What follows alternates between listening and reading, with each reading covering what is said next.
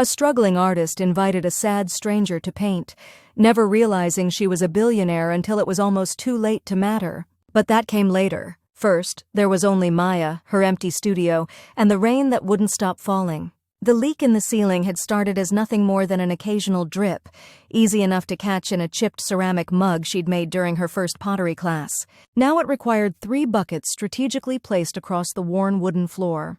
Maya watched the water level rise in each container, wondering which would overflow first. A fitting metaphor, she thought, for everything else in her life on the verge of spilling over. Her bank account, nearly empty. Her gallery showing, canceled after the venue suddenly closed. Her relationship ended in a text message she'd read 14 times before deleting. The rain had been falling for 3 days straight, but Maya had been drowning for much longer. She pulled her cardigan tighter around her shoulders, the wool scratchy against her skin, but better than the persistent chill. The heat in her studio apartment had been temperamental all winter, working just enough to keep the pipes from freezing but never enough to keep her warm. Maya had grown accustomed to painting with fingerless gloves, to seeing her breath cloud in front of her face when she woke each morning. The canvases stacked against the wall stared back at her, some blank, accusatory in their emptiness, others filled with work no one wanted to buy. 6 months ago, she'd quit her job at the marketing firm, convinced that her art deserved a real chance. 6 months of ramen noodles and past due notices sliding under her door. 6 months of her mother's concerned voicemails asking if it wasn't time to be practical. Maya flicked on the single lamp that still worked, the bulb casting more shadows than light across her workspace. The clock on the wall, perpetually 7 minutes slow, told her it was nearly evening. Another day with nothing to show for it except the hollow feeling behind her ribs that expanded with each passing hour. She needed air, even if it was cold and wet. Grabbing her coat, threadbare at the elbows but still the warmest thing she owned, she headed downstairs. The stairwell smelled of someone's dinner, something with garlic and warmth that made her stomach clench with hunger. She couldn't remember when she'd last eaten something that wasn't from a package. Outside, the rain had finally eased to a gentle mist that clung to her hair and eyelashes. The street glistened under the streetlights, puddles reflecting neon signs and headlights in broken, shifting patterns. Maya walked without destination, her sneakers soon soaked through, toes numbing with each step. 3 blocks from her apartment, she stopped at a small park she'd passed 100 times but rarely entered. Tonight, something pulled her toward the single bench facing the duck pond. Perhaps it was the woman already sitting there, her posture so defeated it seemed she might dissolve into the mist around her. The stranger wore an expensive-looking coat, but it hung from her shoulders as if it belonged to someone else, someone with more substance. Her hair, cut in a precise bob that should have looked polished, instead hung limp around a face devoid of color except for the redness around her eyes. She stared at the pond without seeming to see it, her hands clutched around something small. Maya hesitated. She had her own problems, her own emptiness to contend with. The last thing she needed was to absorb someone else's sorrow. And yet, she found herself moving forward, drawn by a recognition she couldn't explain, the slump of those shoulders, the vacant stare, the absolute stillness that spoke of paralysis rather than peace. "The ducks are all hiding," Maya said, her voice startling in the quiet. "Smart, I guess. I should have stayed dry, too." The woman turned slowly, as if the movement required extraordinary effort. Her eyes, when they met Maya's, were dark and bottomless with grief. "I didn't notice," she replied, her voice cultured but hollow. Close up, Maya could see that what the woman held was a small photograph, gripped so tightly her knuckles had gone white. Maya should have mumbled an apology and moved on. Instead, she sat down, leaving enough space between them for comfort, but close enough that they shared the small bubble of existence carved out by the bench in the misty park. "I'm Maya." The woman hesitated, and Maya wondered if she would simply ignore her or perhaps move away. But after a long moment she said, "Eleanor," without offering her hand or her last name. They sat in silence then, watching the empty pond ripple under the gentle rain. Maya noticed Eleanor's shoes, leather, expensive, completely inappropriate for the weather and now surely ruined. The juxtaposition of the obvious wealth in her attire and the absolute desolation in her posture pulled at something in Maya.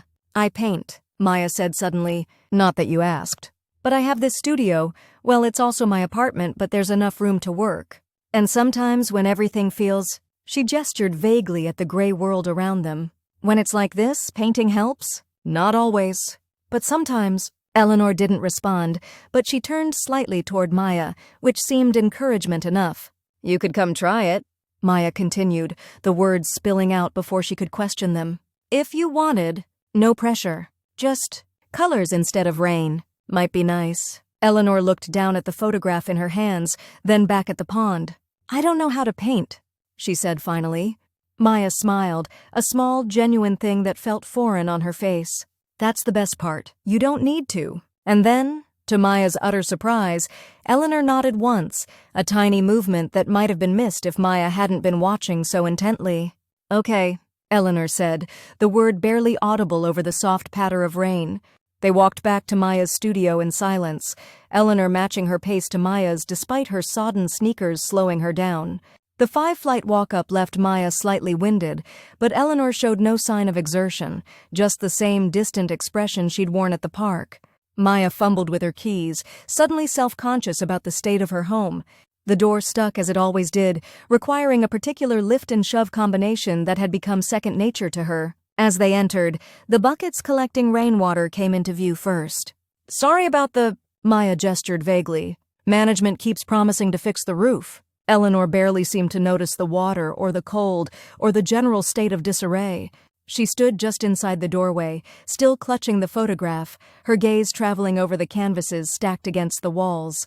These are all yours? She asked, the first unprompted words she'd spoken. Maya nodded, fighting the urge to hide the paintings from view.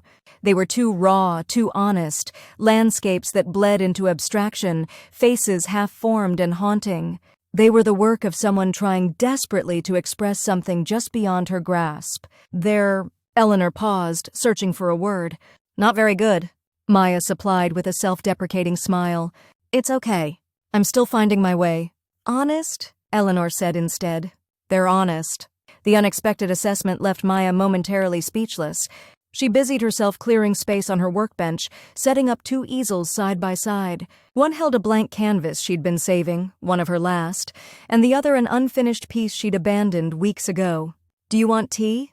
I have tea, Maya offered, grateful for the script of hospitality to follow. Eleanor shook her head, still standing exactly where she'd stopped upon entering. I should probably go. This was a strange idea. All the best ideas are strange at first, Maya replied, surprising herself with the conviction in her voice. And it's still raining. And we're both already wet. And ... She gestured to the easels. I set up your canvas. Eleanor's gaze fixed on the blank canvas, something shifting in her expression. Not quite interest, but perhaps the ghost of it. She slowly slipped the photograph into her coat pocket and took a tentative step forward. I really don't know what to do, she admitted. Maya handed her a brush, their fingers briefly touching, Eleanor's ice cold against her own. That's the secret. Neither do I most days. We just make it up as we go. And so they began. Maya demonstrated basic techniques, mixing colors, applying paint to canvas. Eleanor's movements were stiff at first, her brush strokes tentative and precise, as if she feared making a mistake. But gradually, as the evening wore on, something in her loosened. The rigid set of her shoulders softened almost imperceptibly. They worked mostly in silence, broken occasionally by Maya's gentle instructions or observations. The rain continued outside, but inside the studio a different atmosphere developed, not quite comfortable but somehow necessary, like the pause between heartbeats. You don't need to tell me, Maya said after nearly an hour had passed, but sometimes it helps to paint what hurts. Eleanor's brush stilled mid-stroke. For a long moment, Maya thought she'd overstepped, that Eleanor would set down the brush and leave without another word. Instead, Eleanor reached into her pocket and withdrew the photograph, placing it carefully on the edge of the table where they could both see it. A man smiled back at them, his face lined with age but his eyes bright with life. He had Eleanor's sharp cheekbones and the same subtle cleft in his chin. My father, Eleanor said, the words thick with unshed tears. He died 3 weeks ago. Maya didn't offer platitudes or empty sympathy. She simply nodded and picked up her own brush again, giving Eleanor the space to continue or not. He was all I had, Eleanor added after several minutes of silence. And I was in Tokyo when it happened. A meeting I insisted couldn't wait. Her brush moved again, angry strokes of dark blue across her canvas. I didn't make it back in time. The confession hung in the air between them, heavy with regret and grief. Maya continued painting, adding touches of light to the storm clouds on her own canvas. "The last thing my mother said to me before she died," Maya offered quietly, "was that I should stop wasting time on paintings no one would ever see. I was 15. I didn't pick up a brush again for 7 years." Eleanor looked at her, really looked at her for the first time. "And now? Now I waste time on paintings no one wants to buy," Maya said with a sad smile. "But at least they exist. At least I made them."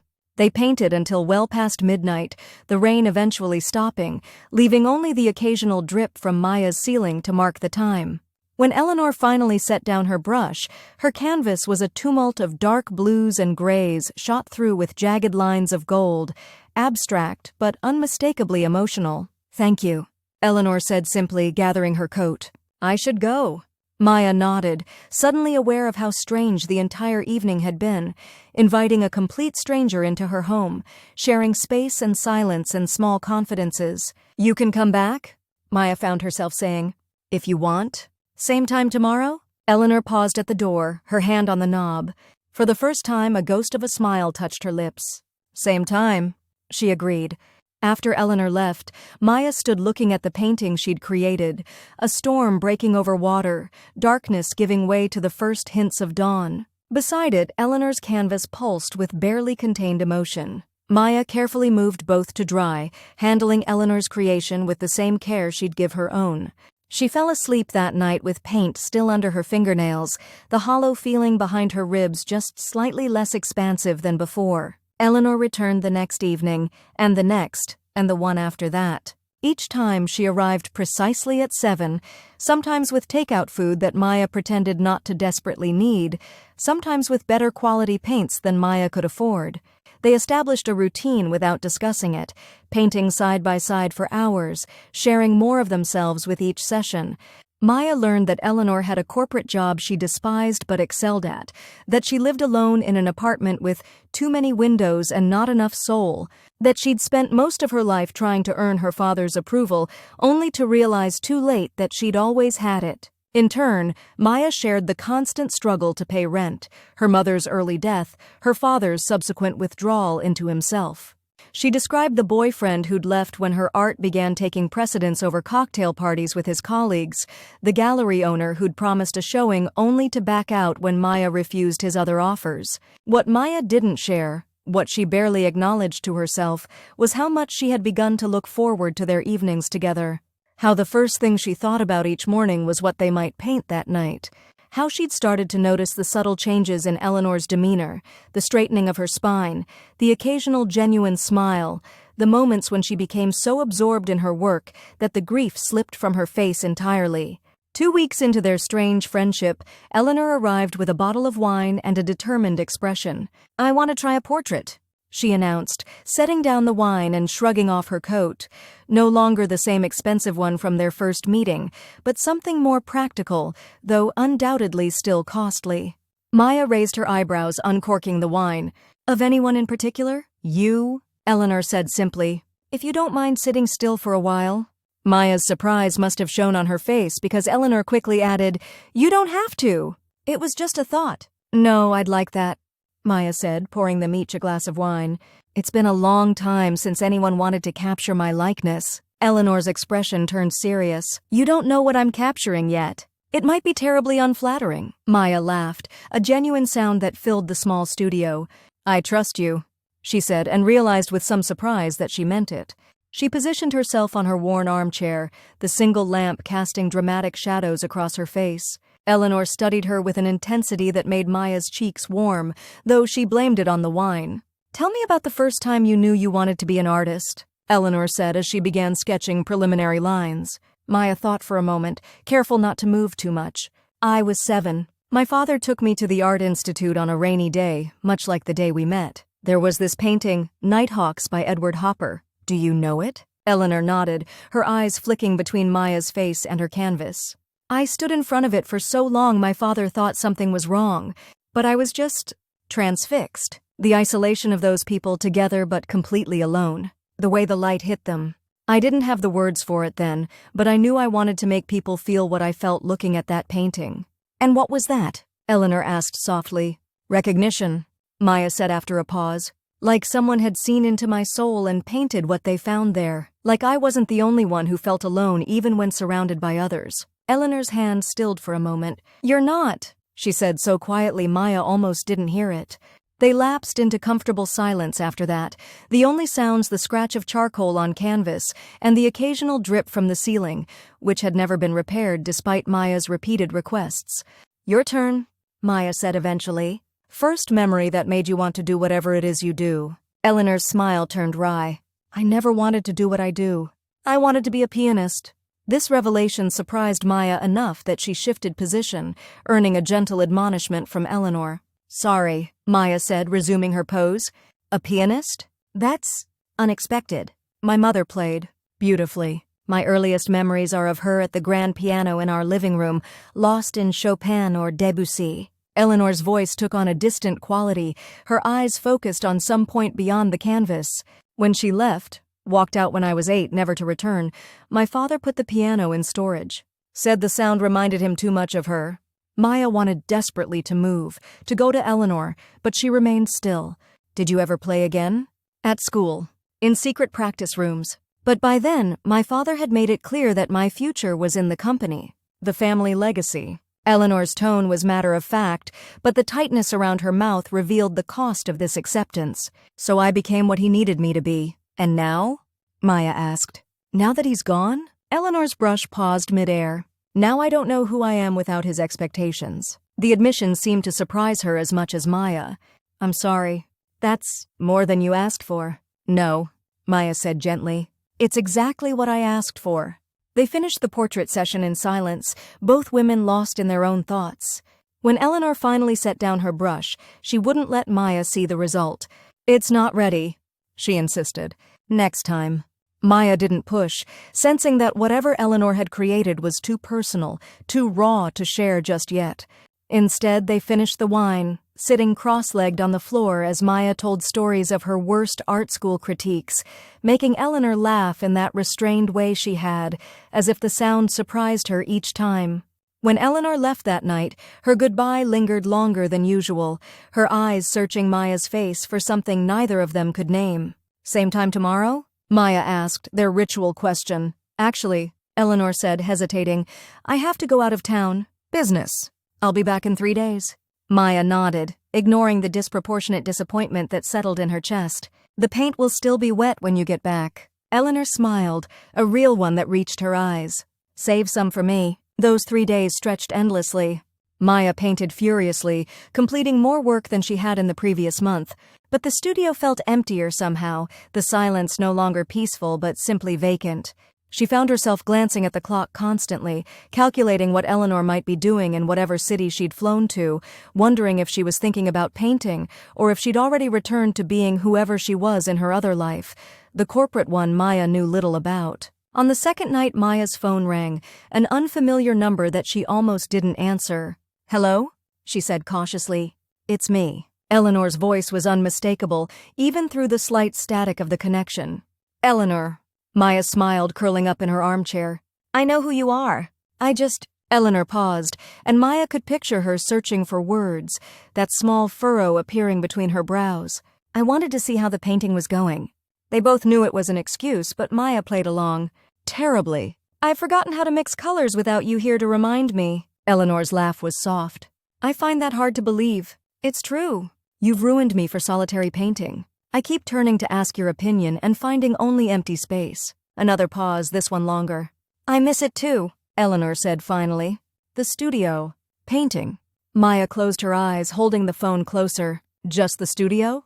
No, Eleanor admitted after a moment. Not just the studio. When they hung up, Maya felt lighter somehow, as if the confirmation that their connection existed beyond the confines of her apartment had given it substance, reality.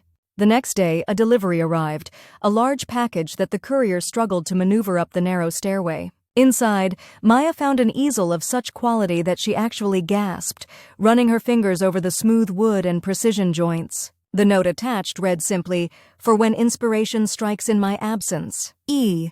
Maya immediately called the number Eleanor had used the night before, but it went straight to voicemail. She left a breathless message of thanks, feeling simultaneously touched by the gift and uncomfortable with its obvious expense. When Eleanor finally returned, exactly when she'd promised she would, she brought with her a changed energy. There was a determination in her movements, a clarity in her gaze that hadn't been there before.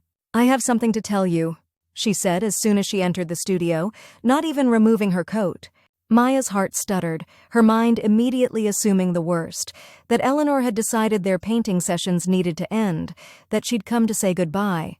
"I bought this building," Eleanor said. Maya stared at her, certain she'd misheard. "You ...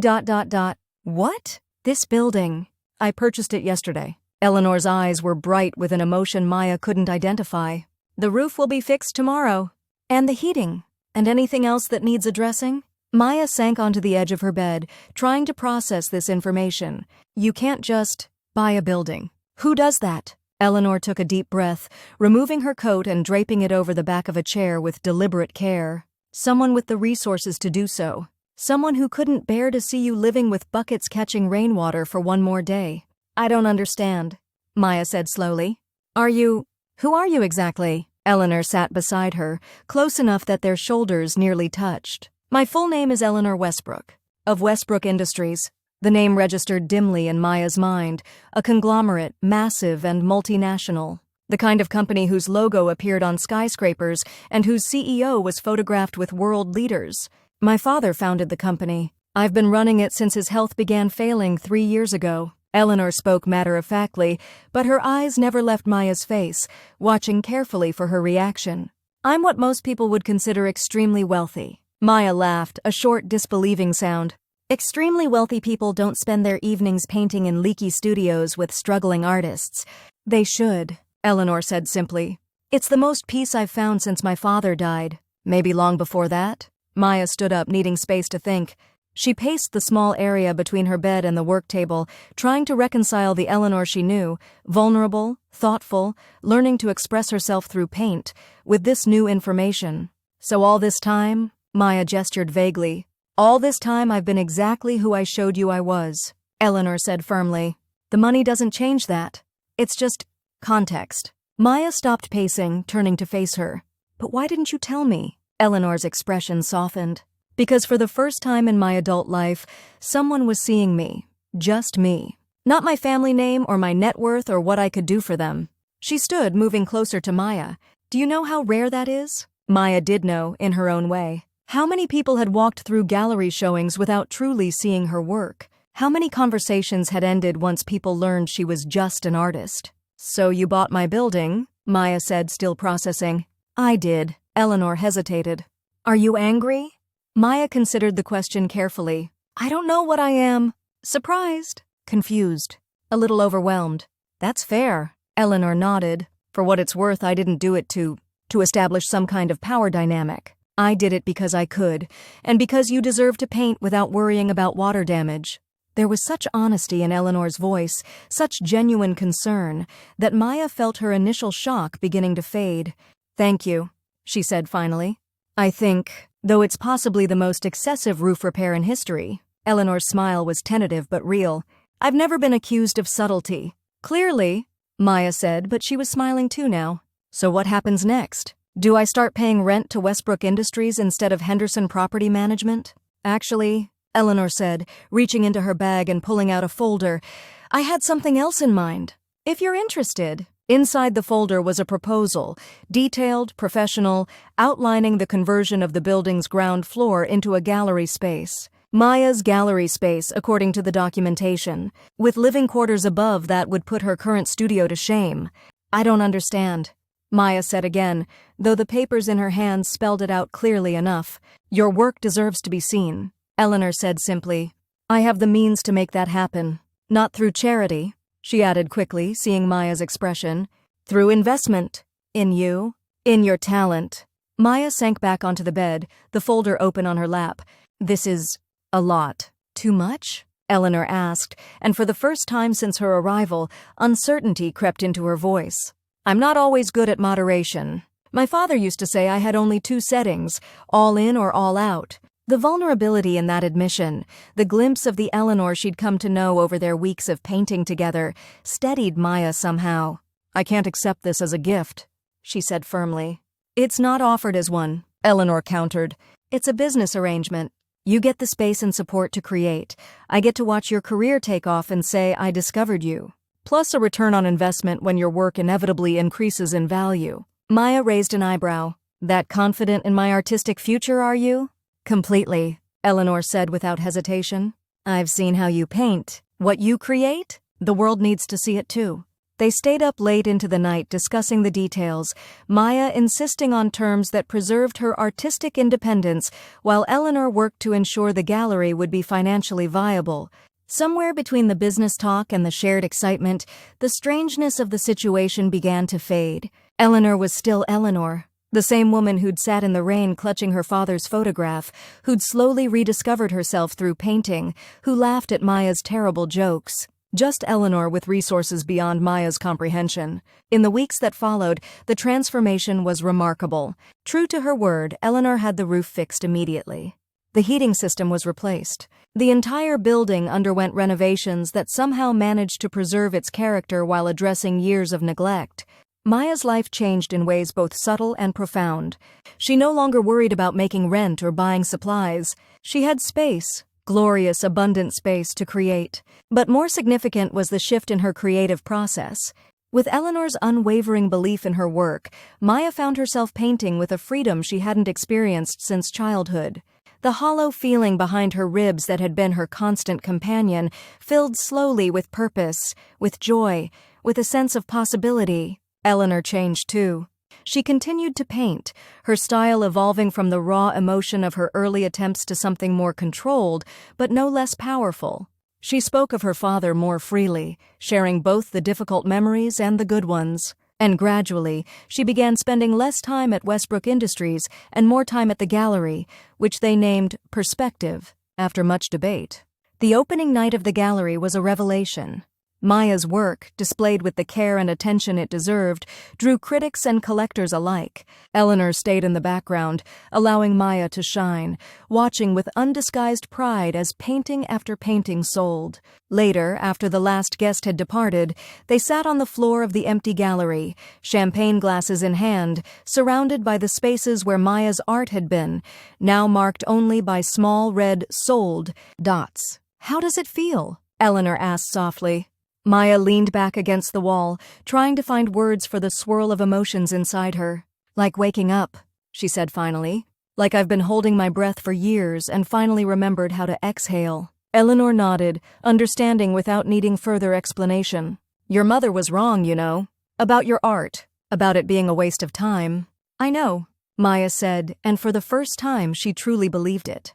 "What about you? How does it feel to be a gallery owner instead of a CEO?" Eleanor considered this, swirling the champagne in her glass. "Like coming home to a place I've never been before. Like something falling into place that I didn't know was misaligned." They sat in comfortable silence, the empty gallery spaces around them full of promise rather than absence. "I never thanked you properly," Eleanor said suddenly. "For that day in the park, for inviting a sad stranger to paint." Maya turned to look at her. Really look at her, the woman who had entered her life as a grief-stricken stranger and become so much more. The elegant lines of her profile softened now by contentment, the hands that had learned to express on canvas what words couldn't capture, the subtle smile that appeared more frequently with each passing day. "I didn't know what I was doing," Maya admitted. "I just knew I recognized something in you, some echo of my own loneliness, maybe." Eleanor met her gaze, her eyes clear and certain in a way they hadn't been when they first met. "You saved me," she said simply. "Not with the painting itself, though that helped, but by seeing me when I was invisible even to myself." Maya reached out, taking Eleanor's hand in hers, their fingers intertwining naturally. "We saved each other, I think." In that moment, surrounded by the empty spaces where Maya's art had hung, art that existed because Eleanor had believed it should, they recognized the truth of it. How a random encounter on a rainy day had led them both here, to this new beginning neither could have imagined. Eleanor leaned forward, her free hand gently touching Maya's cheek. "Is this okay?" she whispered. Maya's answer was to close the distance between them, their lips meeting in a kiss that felt both inevitable and surprising, like the final brushstroke that completes a painting, revealing its true meaning. Outside, it had started to rain again, but this time there were no leaks, no buckets to catch the water. This time the rain was just rain, beautiful in its own right but no longer a threat. Just as Eleanor's wealth was no longer a revelation, but simply another color in the palette of who she was. A struggling artist had invited a sad stranger to paint, never realizing she was a billionaire. But in the end, that detail mattered far less than either of them could have anticipated. What mattered was the connection they'd forged through shared vulnerability, through the recognition of something essential in each other that had nothing to do with money or status or success. What mattered was that they had both been drowning in different oceans perhaps, but drowning nonetheless. And somehow, against all odds, they had found a way to breathe again, together.